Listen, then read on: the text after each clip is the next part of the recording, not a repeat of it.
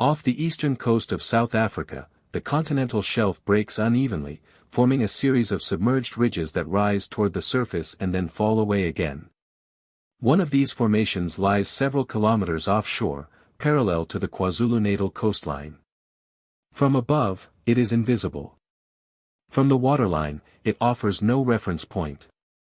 Beneath the surface, it alters currents, concentrates marine life, and reshapes the movement of the sea. The Indian Ocean here is rarely still. Warm water from the Agulhas Current moves southward along the coast, fast and narrow, carrying energy from the tropics. Where the current meets shallow rock, the flow bends and accelerates. Eddies form. Visibility shifts without warning. Conditions that appear stable can change within minutes. The nearest land is distant and low. Waves break there, but their sound does not carry. Boats operating in this area rely on precise positioning and constant awareness of drift. When engines stop, nothing anchors a vessel in place. At low tide, the shoal remains fully submerged. It cannot be stood upon. It offers no shelter. It exists only as altered water. Aliwal Shoal lies approximately 5 kilometers off the coast near Umkomaas, south of Durban. It is a fossilized sand dune system, formed when sea levels were lower, later submerged as the ocean advanced inland. Over time, the structure became a convergence point for marine life. Ragged-toothed sharks gather there seasonally. Tiger sharks and oceanic blacktips pass through. The site developed an international reputation, both for its biodiversity and for the difficulty of operating safely above it.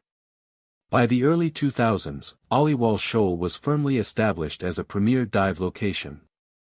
It attracted recreational divers, technical divers, and underwater photographers from South Africa and abroad. Local dive operators ran daily charters, weather permitting. These operations followed standard open water procedures, but conditions at the shoal imposed additional constraints. Strong currents required negative entries.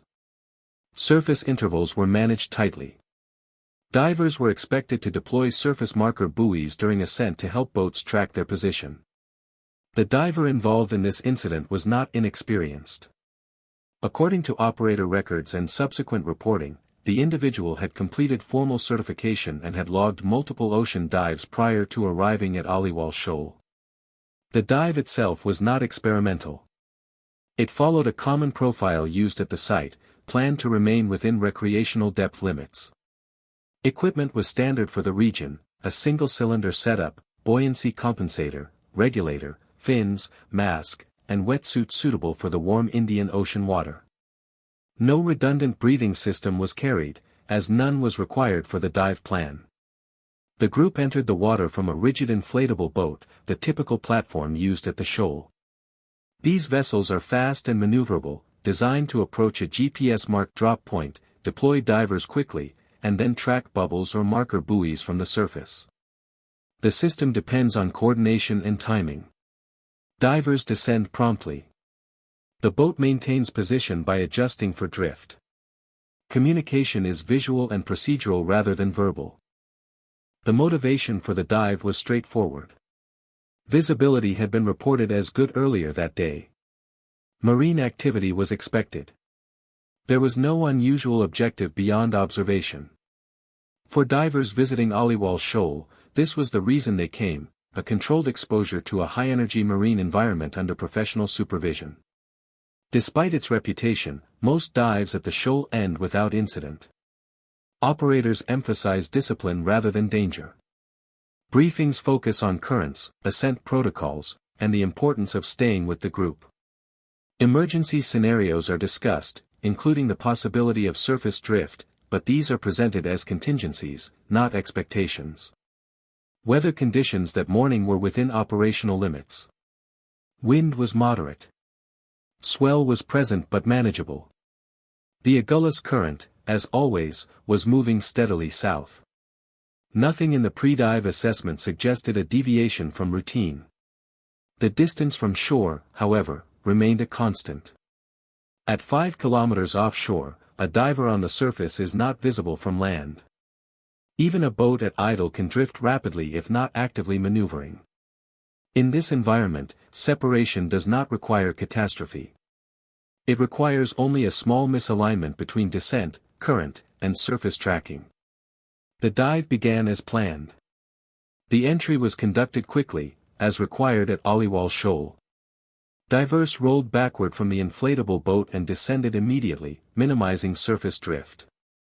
The boat remained above the drop point, adjusting position as bubbles appeared and disappeared below the surface. For the first part of the dive, the system functioned as intended. Conditions underwater were variable. The current was present but not uniform, moving in layers. At depth, it was manageable. Closer to the surface, it moved faster. Visibility shifted laterally rather than vertically, a known feature of the shoal. These factors were not unusual, but they reduced the margin for error. As the dive progressed, the group began its ascent. Standard procedure required each diver to deploy a surface marker buoy before reaching the surface. These buoys serve as the primary visual reference for the boat crew, allowing them to track individuals as they complete safety stops and surface. At some point during the ascent, separation occurred. The precise sequence is not fully documented. What is known is that one diver surfaced at a position that did not align with the boat's immediate tracking path. Whether the marker buoy was delayed, obscured by swell, or drifted laterally before full deployment is uncertain. Surface conditions can interfere with visibility even when protocols are followed correctly. The inflatable boat recovered the majority of the group. The crew continued standard scanning procedures, circling and checking for remaining markers. In an area with multiple dive operations and intermittent surface chop, distinguishing a single diver's position can take time. During this interval, the current continued to carry surface objects southward. A diver floating passively moves faster than expected, especially when waves and wind add lateral force. Distance accumulates quietly. By the time the absence was confirmed, the diver was no longer within the immediate recovery radius. The boat initiated a wider search pattern, but the visual field was limited. The shoal offers no fixed reference points. The horizon is uniform. A human head and marker buoy occupy a small fraction of that space. From that moment, the diver was alone on the surface, several kilometers offshore, moving steadily with the current. Return by swimming was not feasible. Remaining visible was the only available strategy. Once separation occurred, the diver's situation stabilized into a single, unchanging reality. There was no immediate crisis. Breathing was controlled. Equipment remained intact. The water temperature was survivable for extended exposure. The danger lay not in a sudden event, but in duration. At Aliwal Shoal, a diver who surfaces away from the boat has few options. Swimming against the Agulhas Current is ineffective. The flow can exceed 4 knots near the surface, far faster than any sustained swimming effort. Conservation of energy becomes essential. The correct response is flotation, visibility, and restraint. The diver inflated the buoyancy compensator fully and remained vertical in the water, a posture that keeps the airway clear while minimizing effort. The surface marker buoy was kept upright as long as possible, acting as both a visual signal and a stabilizing reference. In moderate swell, even a brightly colored marker can disappear between waves. Timing visibility to wave crests increases detection range, but it also requires constant attention. Hours passed without confirmation of detection. The sun moved higher. The water reflected light unevenly, making it difficult to judge distance or direction. Boats appeared intermittently on the horizon, but none approached close enough to indicate recognition. At that range, it is impossible to determine whether a vessel is moving toward or away from a person in the water. Physiologically, the first challenge was dehydration. Immersion reduces the sensation of thirst, but fluid loss continues through respiration and exposure. Saltwater contact accelerates drying of the lips and mouth. Swallowing seawater is not an option, it increases dehydration and can induce nausea. The diver managed this by limiting unnecessary movement and breathing steadily. Heat management followed. Although the Indian Ocean is warm, prolonged exposure leads to heat loss, especially when wind increases evaporation. The wetsuit slowed this process but did not stop it. The diver periodically adjusted position to reduce surface area exposed to wind, keeping arms close to the body and minimizing splashing. Mental discipline became as important as physical management. Panic increases breathing rate and accelerates fatigue. Training emphasizes recognition of this response and conscious correction. The diver focused on measurable tasks, maintaining buoyancy, keeping the marker visible, scanning the horizon methodically. This structure replaces unproductive thought with routine. As time extended beyond the expected pickup window, uncertainty increased. Dive operators are trained to initiate search procedures when a diver is unaccounted for, but these procedures depend on timely recognition and clear last known position data. In open water, search areas expand quickly. A single hour of drift can move a person several kilometers from the initial point. The diver did not know whether a formal search had begun. From the water, there is no feedback. Aircraft, if deployed, are often heard before they are seen, but sound travels inconsistently over waves. The absence of information creates cognitive strain, but speculation serves no purpose.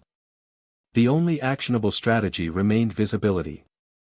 The marker buoy was repositioned repeatedly to keep it upright.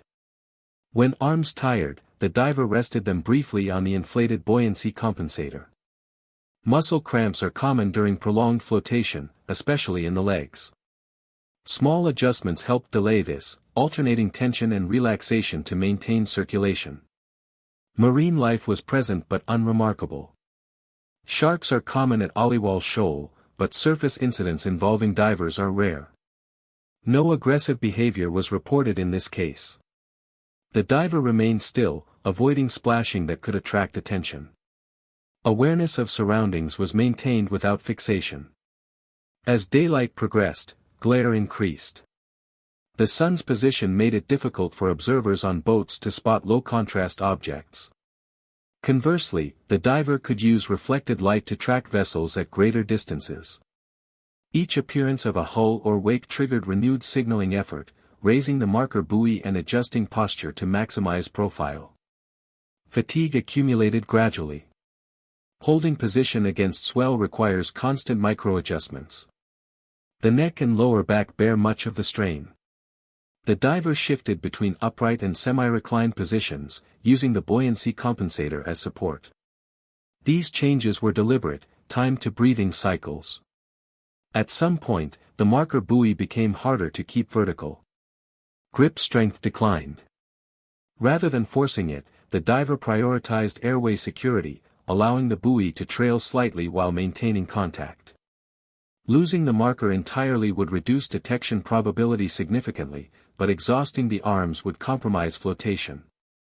The water temperature, while warm initially, began to feel cooler as exposure continued. Shivering did not dominate, but muscle stiffness increased. The wetsuit provided insulation, but its effectiveness decreases as water circulates inside it. Remaining still reduced flushing. Throughout this period, the diver avoided unnecessary decisions. There was no attempt to swim toward land or toward distant boats. Such efforts would consume energy without improving outcome. Training emphasizes that rescue is most likely when the diver remains near the surface and visible. Drift is inevitable, but search patterns account for current vectors. Time perception changed. Without reference points, hours blend together. The sun's movement was the only reliable indicator of progression. The diver monitored this passively, noting changes in light rather than counting minutes. Eventually, environmental conditions shifted. Wind increased slightly, altering wave patterns. This reduced surface smoothness and further complicated visibility. At the same time, it expanded the audible range of engines. Sound carried intermittently, distorted by wind and wave direction. When a vessel finally approached within a range that suggested recognition, the diver intensified signaling. The marker buoy was raised fully. One arm was extended above the head when possible, then rested again. These movements were economical, timed to conserve strength. Rescue did not occur immediately upon first approach. Boats at Aliwal Shoal often service multiple divers and may change course for reasons unrelated to a person in the water. The diver maintains signaling without assuming intent. Only when a vessel altered course directly and closed distance did confirmation become possible. By then, exposure had taken a measurable toll. Muscles were stiff. Fine motor control was reduced. Speech, if attempted, would have been difficult. The diver focused on maintaining airway position until physical assistance arrived. Throughout the ordeal, survival depended less on dramatic action than on adherence to procedure. Equipment functioned as designed. Training guided behavior. The environment remained indifferent. The outcome hinged on endurance and visibility over time. As daylight declined, the diver's margin for survival narrowed. The sun's lowering angle reduced glare but also shortened the window for visual detection. At sea level, a human head becomes difficult to distinguish beyond short distances even in ideal light. As evening approached, the probability of being seen decreased steadily. Temperature management became more complex. Air temperatures dropped faster than water temperatures, increasing convective heat loss from exposed surfaces. Wind intensified the effect. The wetsuit continued to provide insulation, but prolonged immersion reduced its efficiency. Muscle stiffness increased, particularly in the legs and lower back, making position changes slower and more deliberate. Fatigue was now the dominant factor. Holding the airway clear required continuous engagement. Even with full buoyancy inflation, waves periodically washed over the face. Each instance required controlled breathing and repositioning. Coughing or aspirating seawater would increase risk, so movements remained conservative. Dehydration worsened. The diver's mouth and throat were dry. Swallowing became uncomfortable. These symptoms were expected but could not be corrected. The focus shifted from mitigation to tolerance. Breathing remained slow and shallow to reduce moisture loss. Psychological pressure increased without dramatic change. There was no panic, but there was accumulation. Each passing interval without recovery added weight to physical sensation. The absence of reference points made it difficult to estimate remaining daylight. The diver relied on peripheral cues rather than conscious calculation. At night, standard search operations become more complex. Visual scanning is limited. Spotlights and flares are effective only at close range. The diver had no illumination device suitable for surface signaling. Remaining visible was still possible, but the probability of detection dropped further with each minute. The body responded by prioritizing essential function. Movements became smaller. Grip strength declined. The marker buoy, though still retained, was harder to control. The diver allowed it to trail while maintaining contact, conserving energy for airway management. Time lost structure. Without visual confirmation of rescue efforts, the diver could not know whether a search was active or suspended. This uncertainty did not change behavior. The same routine continued: flotation, breathing, minimal movement. Eventually, engine noise became more distinct.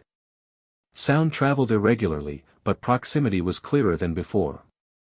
The diver raised the marker buoy again, using remaining strength to increase profile.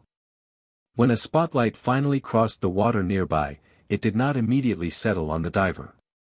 Light reflects unpredictably off waves. Recognition occurred only at close range. A vessel altered course and slowed. At that point, the diver no longer attempted sustained signaling. Energy was reserved for maintaining position until assistance arrived. Recovery from the water required help. Hands reached down. The diver was supported, then lifted partially, then fully aboard. Movements were careful, controlled, and quiet. There was no immediate verbal exchange of significance. Assessment began as soon as the diver was stable on deck. The night continued, but the period of exposure had ended. Once aboard the vessel, the diver's condition was evaluated methodically. There were no signs of acute injury. Breathing was intact. Consciousness was clear. The primary concerns were exposure, dehydration, and fatigue. Wet equipment was loosened to reduce constriction, and the diver was positioned to retain body heat. The boat returned toward shore at controlled speed. During transit, monitoring continued without urgency. This was not an emergency extraction but a recovery following prolonged exposure. Vital signs stabilized gradually as circulation improved. Shivering diminished as insulation and shelter took effect. Upon arrival, medical personnel conducted a secondary assessment. No decompression illness was indicated. The dive profile, combined with the extended surface interval, made this unlikely. There was no evidence of seawater aspiration beyond minor irritation. Skin showed early signs of salt exposure and chafing, but no breakdown. The incident was documented by the dive operator and local authorities. Timing, environmental conditions, and recovery details were recorded. Search procedures were reviewed against standard practice. No procedural violations were identified. The event was classified as a surface separation with delayed recovery, a known but infrequent outcome in high-current offshore diving. The diver did not require hospitalization. After observation, release followed. Physical recovery continued over the following days, marked primarily by muscle soreness and fatigue rather than lasting injury. The sea state returned to normal within hours. Boats resumed operations. The shoal remained unchanged. What had occurred was not extraordinary in mechanism. It was notable only in duration. Survival resulted from equipment functioning as intended and from adherence to established procedures over an extended period. Aliwal Shoal continues to be dived regularly. Its reputation persists, shaped by strong currents, variable visibility, and distance from land rather than by frequent incidents. Most divers who enter the water there return to the boat within minutes of surfacing. Separation remains an exception, not a rule. This incident did not introduce new hazards or alter established understanding of the site. It reaffirmed known constraints. Offshore environments are indifferent to experience level once a person is alone on the surface. Survival depends less on strength than on restraint, procedure, and time. The diver's endurance was not a product of exceptional action. It reflected ordinary training applied without deviation. Buoyancy equipment maintained flotation. The marker buoy provided intermittent visibility. The decision to remain passive conserved energy. These elements are standard, but their effectiveness is measured only when conditions extend beyond expectation.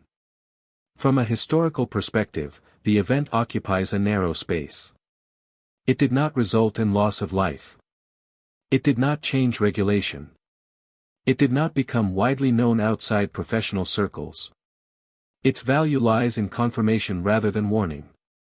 The water allowed survival because nothing failed. Currents moved as predicted. Equipment functioned within design limits. Search procedures, though delayed by environment, remained persistent. In the absence of drama, the outcome stands as a quiet example of how survival at sea often occurs, slowly, without control, and without witnesses, until it ends.